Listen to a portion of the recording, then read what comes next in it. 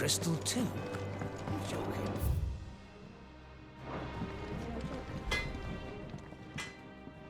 Blackthorn, do you have a moment? Not really, no. This won't take long. I just wanted to ask how you're getting on. August was worried about you, that you might still be doubting your craft, even after learning the trick of that cuirass. Is there something else weighing on your mind? Perhaps sharing your thoughts might help. That bastard's like a dog with a bone. Still, you've got a keen eye, I'll give him that. He's just, well, Karen showed me something. Something I've never seen before. And that was? A sword. An odd-looking thing with a single-edged blade. The metal itself wasn't anything to write home about, but fuck me, the edge on it. You could slice a man clean in two with a weapon like that, and he'd be halfway home before he even realised he'd been cut. So that's what's troubling you? No. Not troubling me exactly. More distracting. Can't stop thinking, how do you get an edge that sharp? It's driving me mad.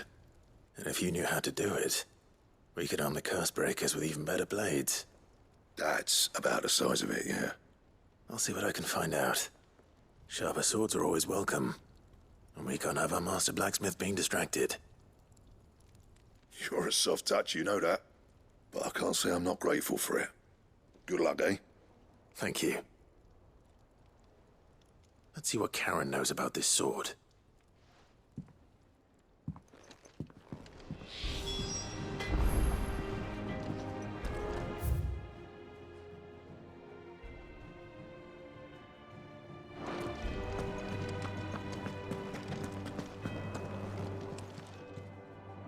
I got your note. You think something's wrong with Torgal? So you can read. Congratulations. But I didn't say I were wrong with him. I said something weren't right. He's not been eating me treats. He used to love cracking the bones from Molly's boiled brown, but now he won't so much as look at them. Didn't like him. Which is why I'm of a mind that his mind's on something else. You've not been working him too hard, have you? No harder than usual. Is that it, boy? Do you need a rest? What was it he said he was? A frost wolf? That's what the lawsman seems to think. Then maybe this all has something to do with whatever it is that's woken inside him. I suppose things have been different since Rosalith. Perhaps Hippocrates knows something. Instead of everything, you mean? Perhaps.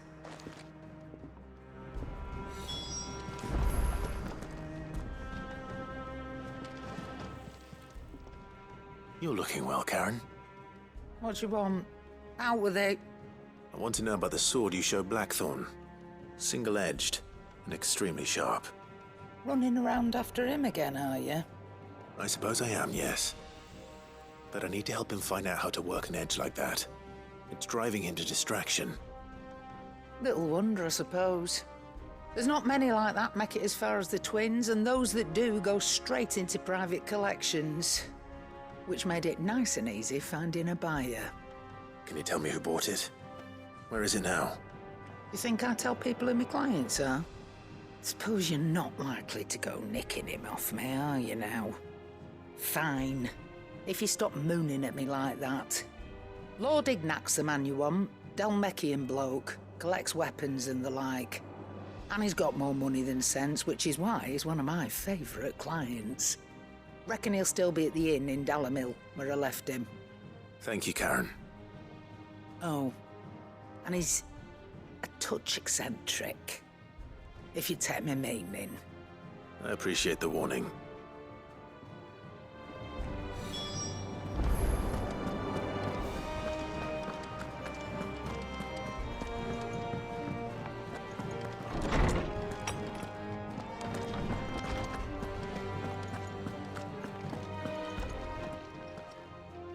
Lawsman, I need to ask you about Torgal.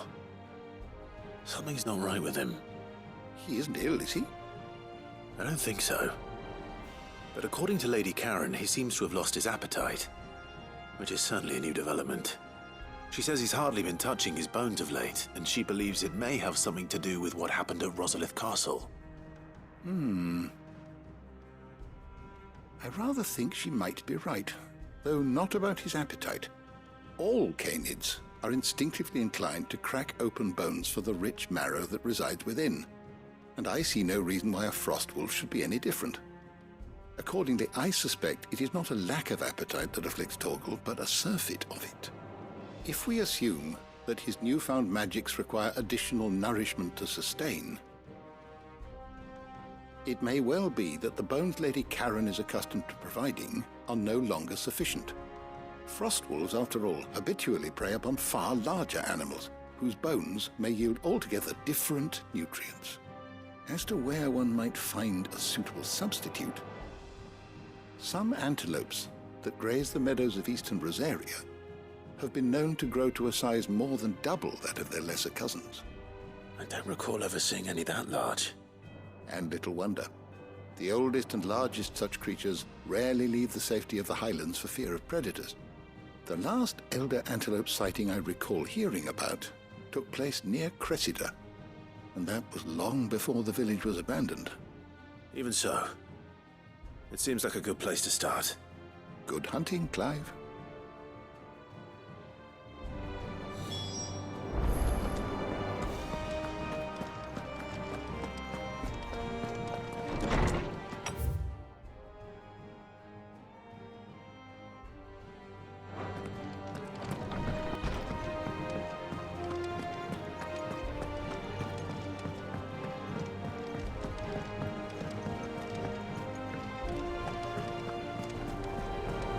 Is that the thing Tomes helped to build? Ned told me she was building a ship.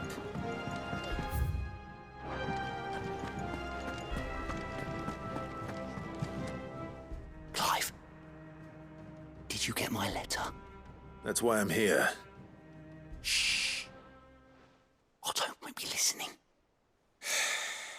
Is this better? A little. Listen. I've some bad news. It turns out the hideaway may be slightly behind in its payment to certain lenders, and it may be my fault. But I swear to the goddess, I thought I had the numbers square. Sadly, that square turned out to be more of a circle. 0, you might say. I can straighten it out, I swear, but it's going to take some time, and I'm going to need help keeping it from Otto. Bit late for that, I'd say. There you are! What a surprise! So let me get this straight.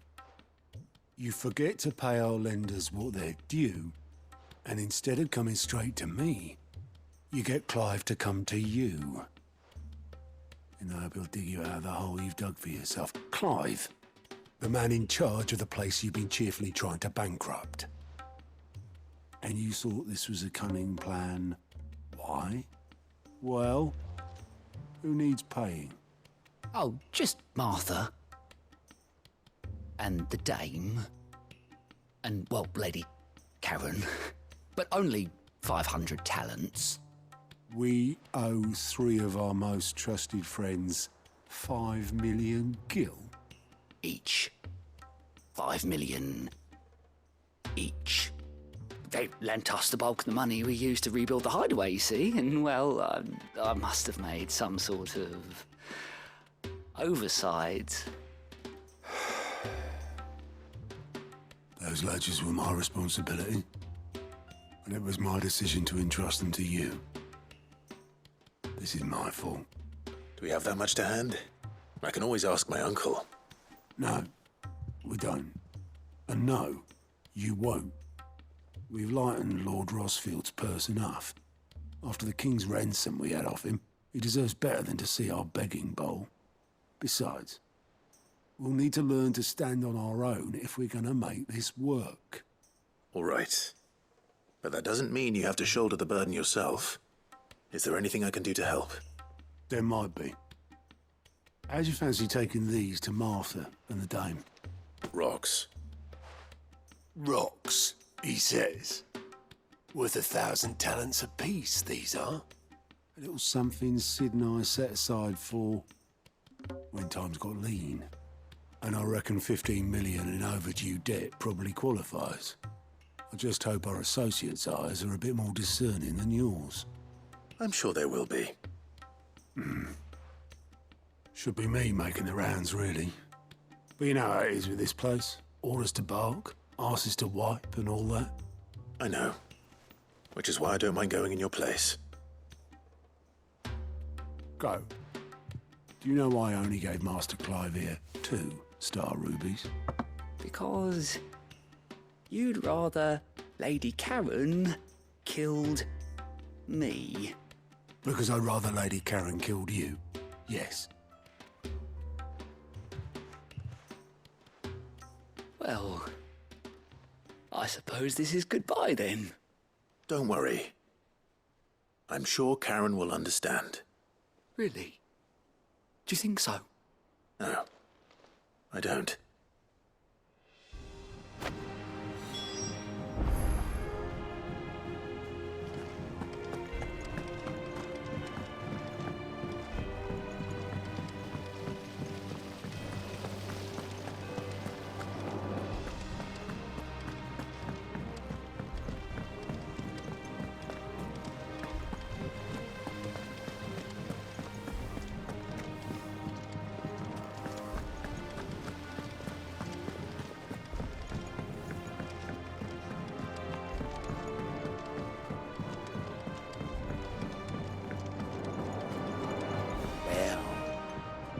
Here, Sid. Reckon you might be just the man to help me out of a bit of bother, if you've a mind to. Let's hear it.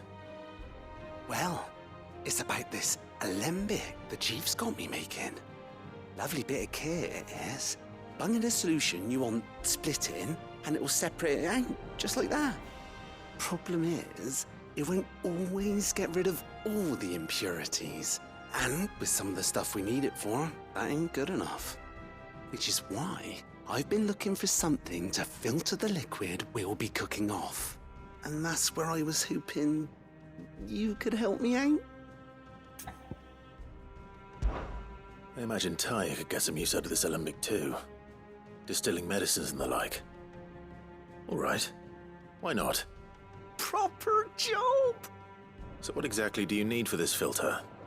Nothing but bomb ash'll do, says the chief. Gave me a sample she'd obtained from the university stores. Couldn't believe my eyes. You pour the blackest blight water through it, and it comes out clear as a mountain stream. So, I did a bit of reading about where I might be able to get hold of some. And do you know what I found out? It's only the blimmin' bones of a bomb king. They leave them behind when they die, see? I take it that's where I come in. If you wouldn't mind. I saw a billet on the hunt board for one just the other day. Would have gone myself, but, well, fighting dirty great balls of flame isn't exactly my forte. You, on the other hand... All right. I'll see what I can do. Thank you kindly. And a good hunting, eh?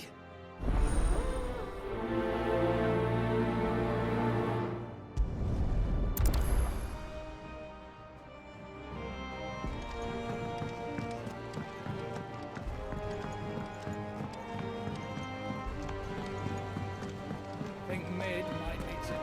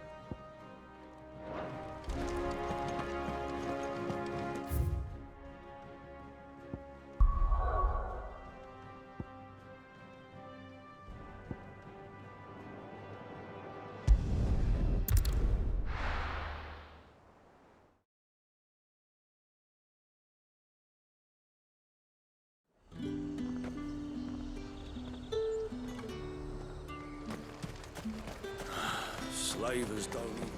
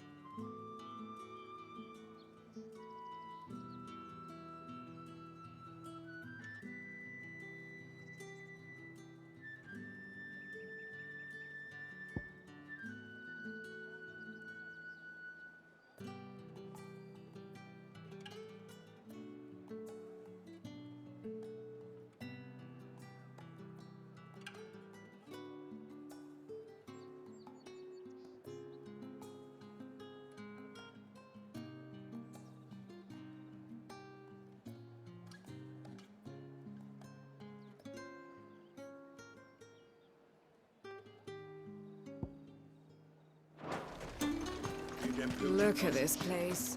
We spent half of it. Come!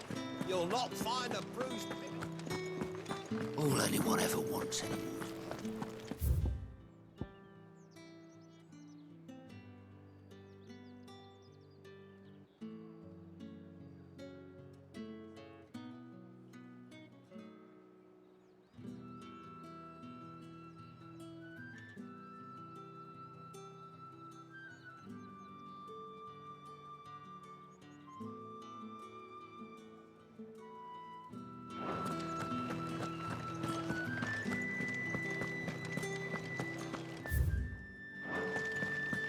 Did you hear? The gates to heaven. I want to see you again. What am I going to do without sweet water and oil of talc? Milady, I come bearing gifts. Gifts? Whatever is the occasion.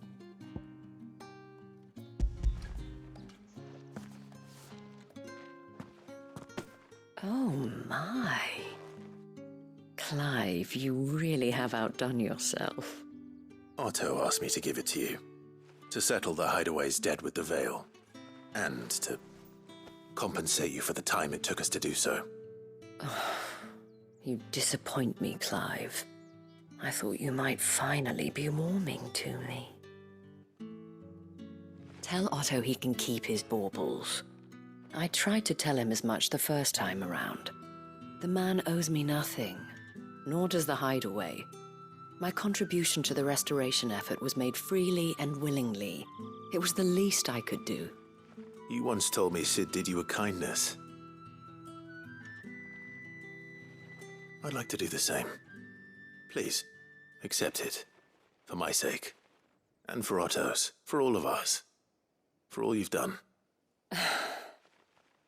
It is rather fetching, isn't it? Very well. Otto is lucky to have you, Clive. I doubt anything could ever replace his son. But you and the others at the Hideaway are the closest thing he has to family. Otto had a son. Long ago, yes. Sid told me Otto lost him when he was just a boy, and blamed himself for not being able to stop it. I don't know how it happened, whether there was anything he could have done, but it was clear that it weighed heavily on him. I didn't know. How could you have? I doubt anyone did. Besides Sid, I've never met a man more keen to bear his sorrows in stoic silence. An ill habit, given that both have always been surrounded by friends desperate to help them. I'm beginning to see that.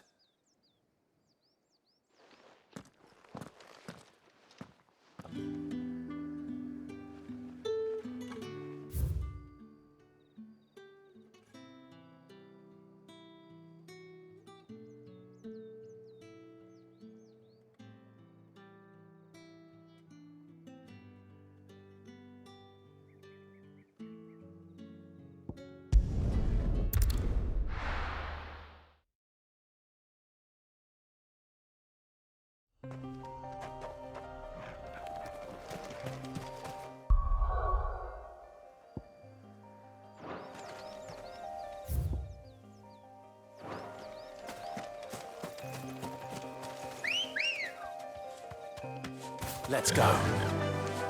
Faster!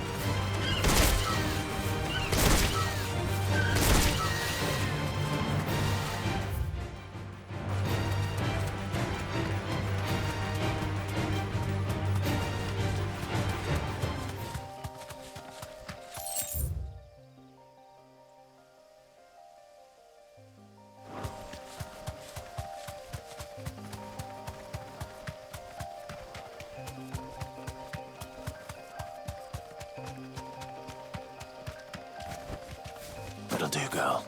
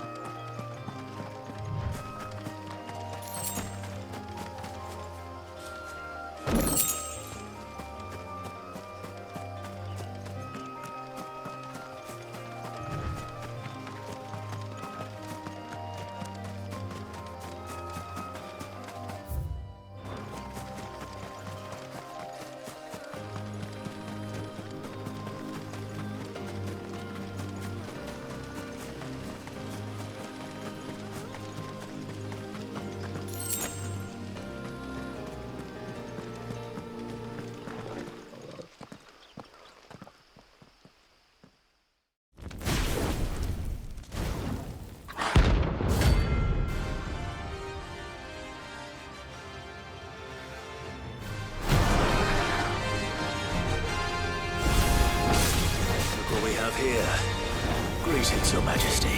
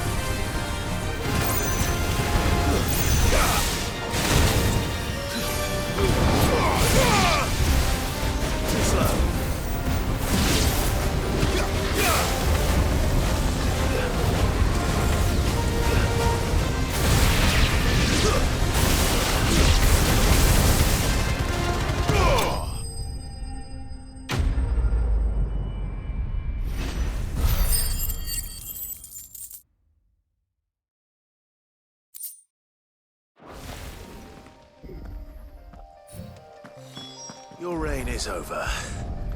Now to collect the ash. This looks like the stuff. Let's see if there's any more.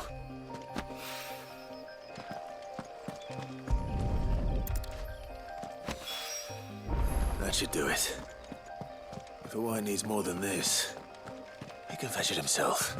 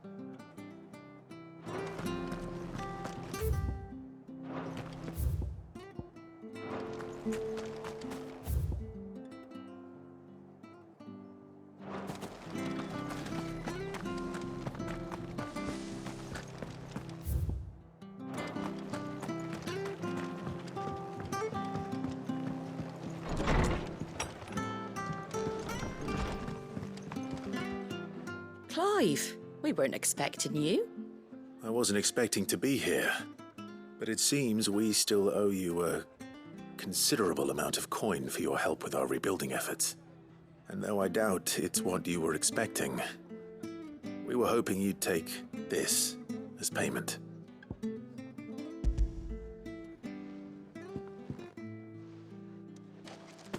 A star ruby? I can't accept this. It's worth at least twice what you owe me. More if you can find yourself the right buyer. Think of the difference as interest. Interest?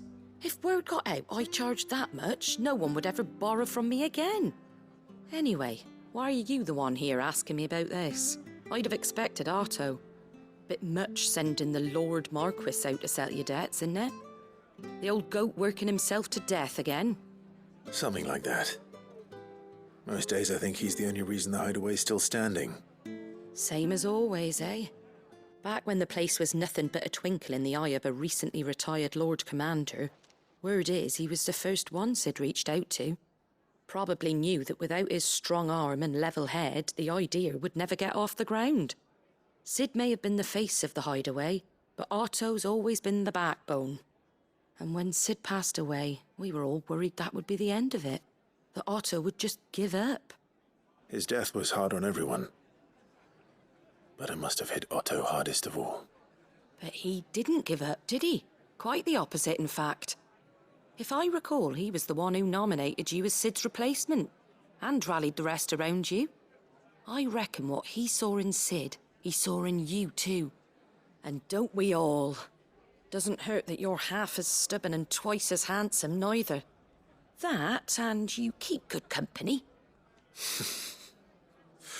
I suppose I do.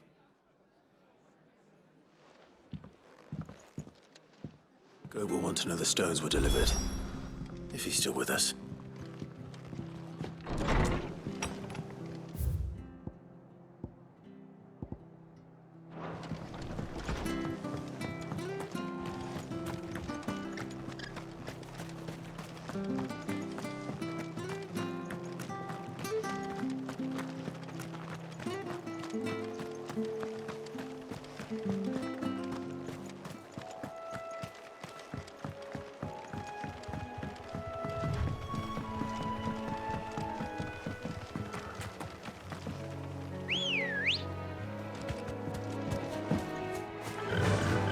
Faster!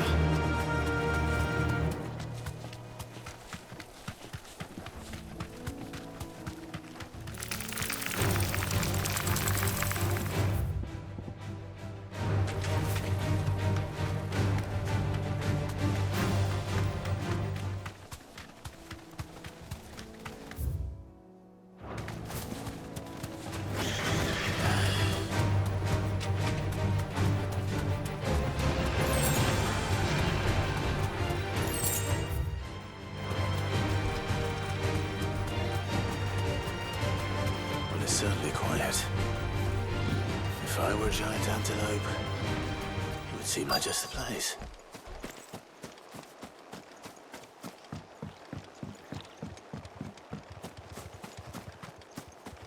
I doubt we'll find one bigger than that.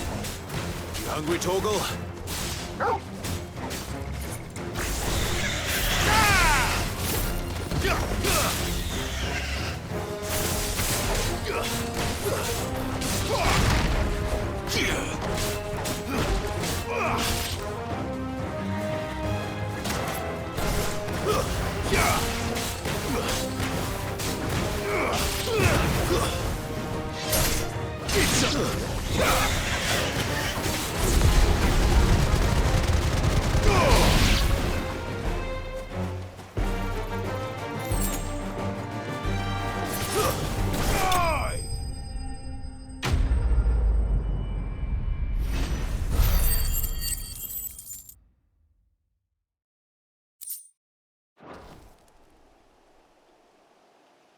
Now,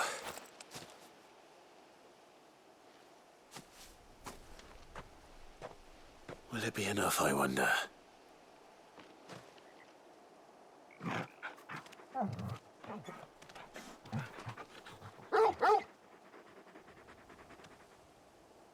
I say that answers my question, which means we owe the lawsman our thanks. You're just a big puppy, aren't you? A very big puppy.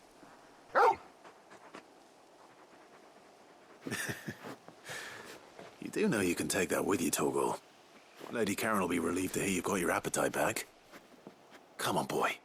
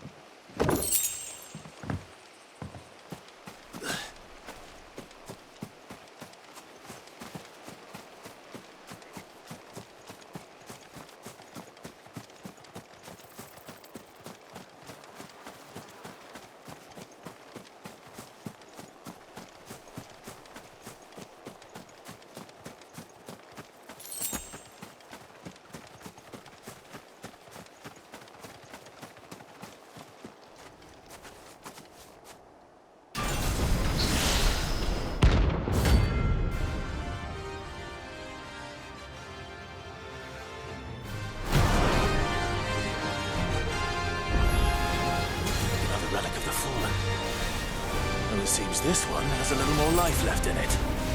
All right, then.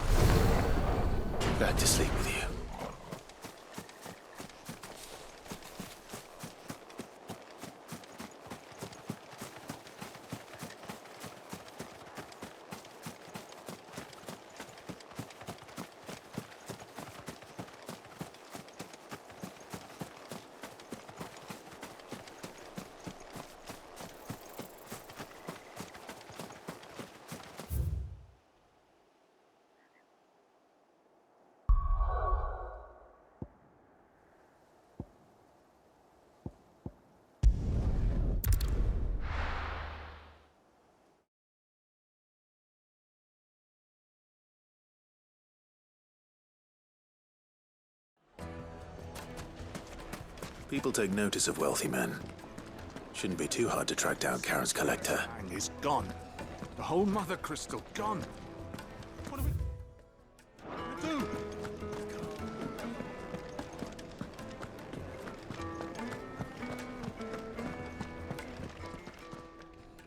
My reputation will be ruined! Ruined! Calm yourself, Lord Ignac, I beg of you, before you do yourself a mischief. Pardon the intrusion, but... Out! Get out! I paid for these rooms so I wouldn't be disturbed. Leave me be! Please, allow me to apologize. His lordship is going through a difficult time, and he's never been fond of guests arriving unannounced. Radim! Get rid of the filthy oaf this instant! Very good, Lord Ignac. Would you mind stepping outside for a moment?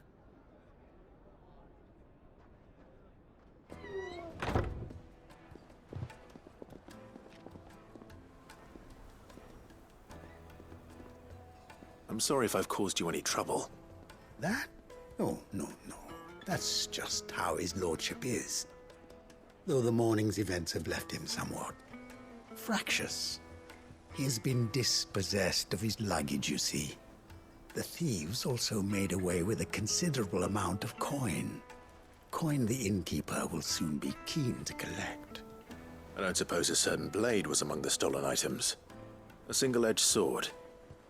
It was purchased from a merchant friend of mine. Ah, you know Lady Karen. Yes, I'm afraid it was. Then I'll retrieve Lord Ignac's luggage. But I have one condition. You have but to state it. You are welcome to anything that is within my power to grant. I want an audience with Lord Ignac. A few minutes should be enough. Then I'll be on my way. A condition I would be a fool to refuse. Of course, you shall have your audience. I don't suppose you saw where the thieves went. I did not, no. Though some discreet inquiries made on his lordship's behalf mean that I know where you might find them.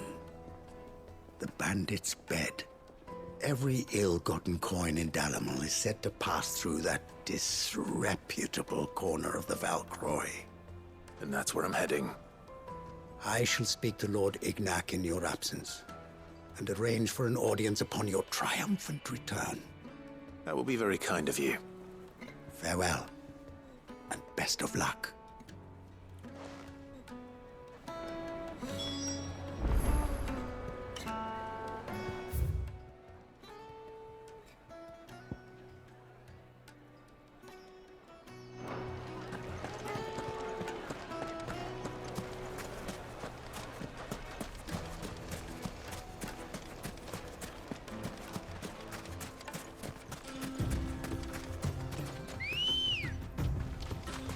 Good girl. Yeah!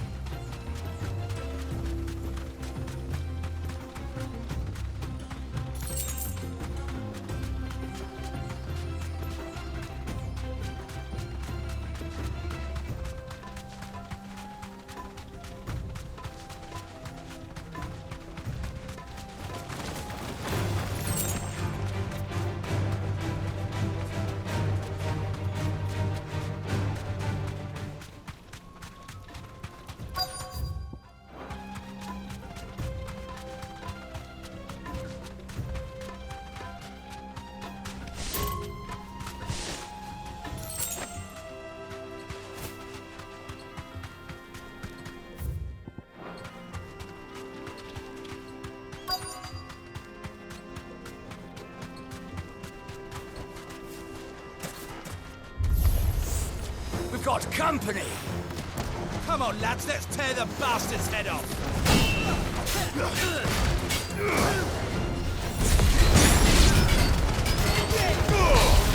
Nice try.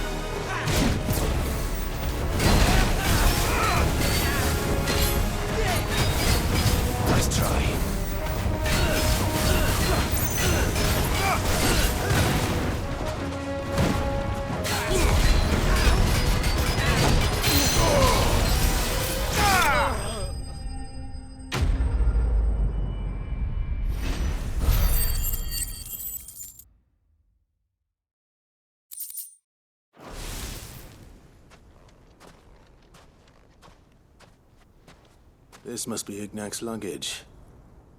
Nothing seems to be damaged. All right. Let's get it back to Dalamel.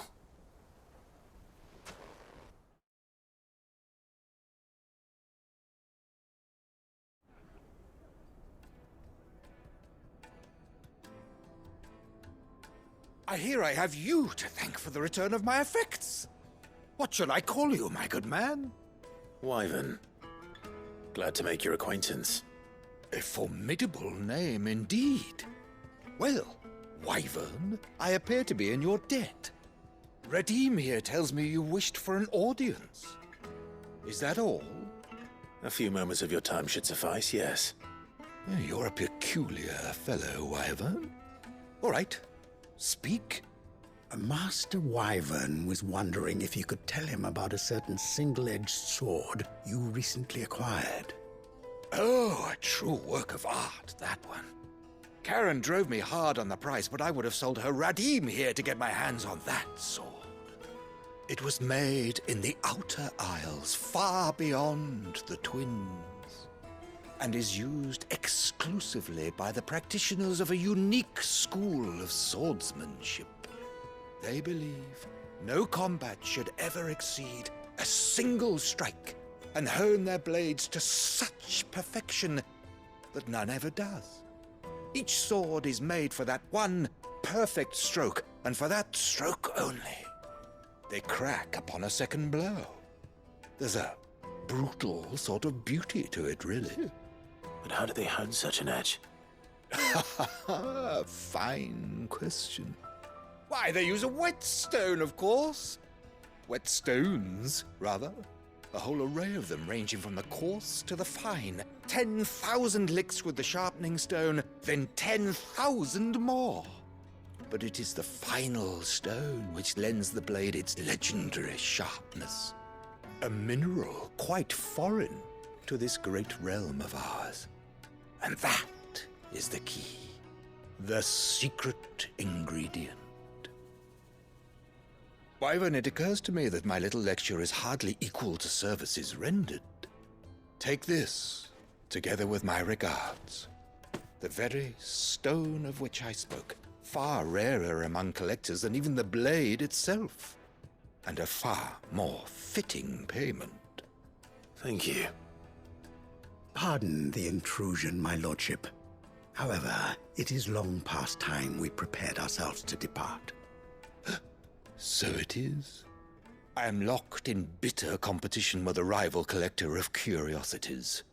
I am one step ahead of the unscrupulous scoundrel, but he is hard at my heels. Are there many other collectors out there? Too many to count, but only one do I consider my nemesis. Lord Byron Rosfield. And is a perennial thorn in my side. I can imagine. Farewell, Wyvern. May our paths cross again. Radim, we mustn't dawdle.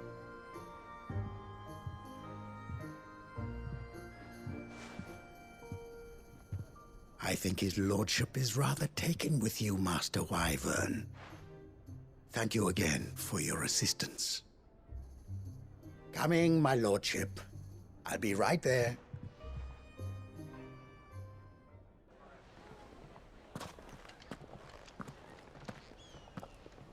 Trust Uncle Byron to find such an interesting rival. Now, let's see what Blackthorn makes of this whetstone, shall we?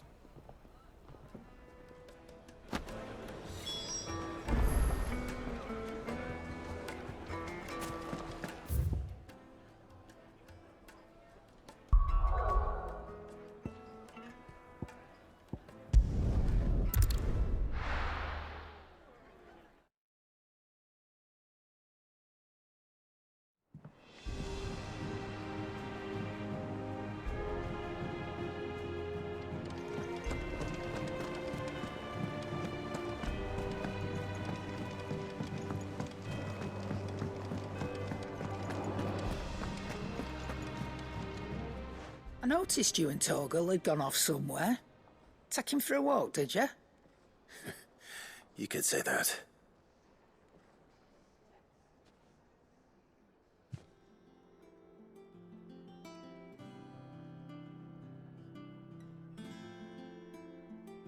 So, Molly's leftovers weren't good enough, eh? That'll teach me for treating you like you're still a pup. All right, no need to shout. Now we know what you're after, I can see about getting some in. Speaking of which, I brought one for later. Can I leave it with you?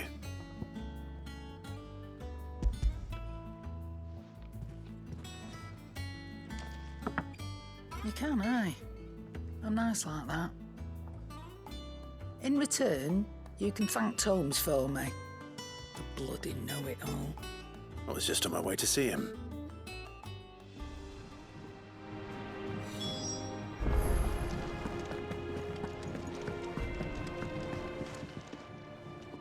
Sorry for the wait, but hopefully he'll agree it was worth it. You learned something about that sword, then? I did better than that.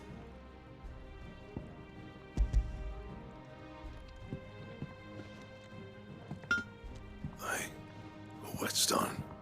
Yes, but not one you'll find anywhere in Valisthea.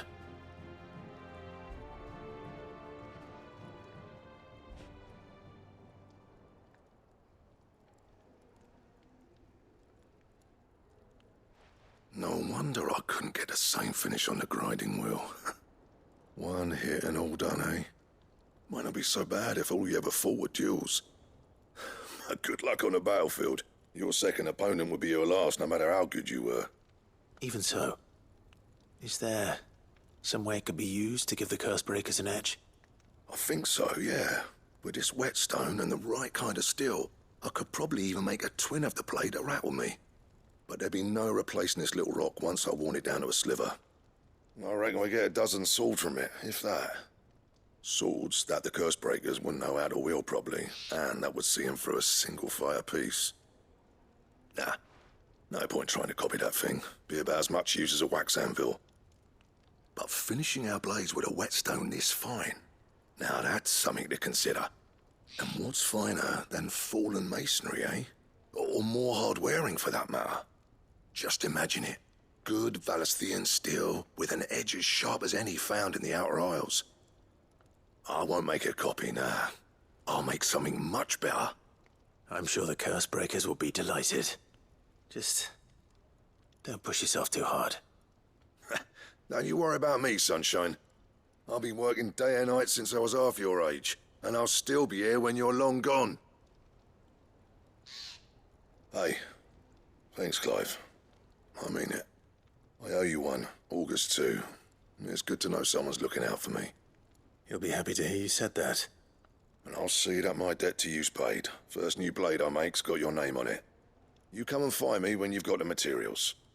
All right. I will.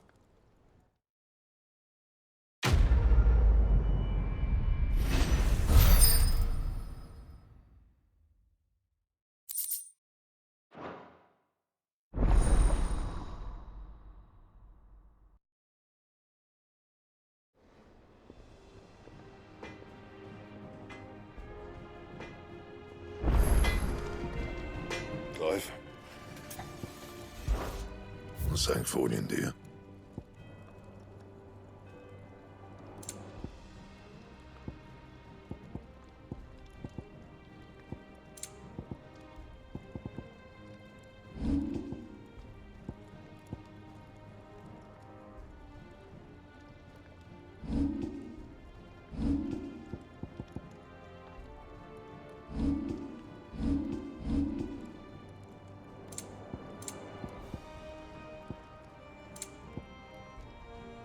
That it? Fine.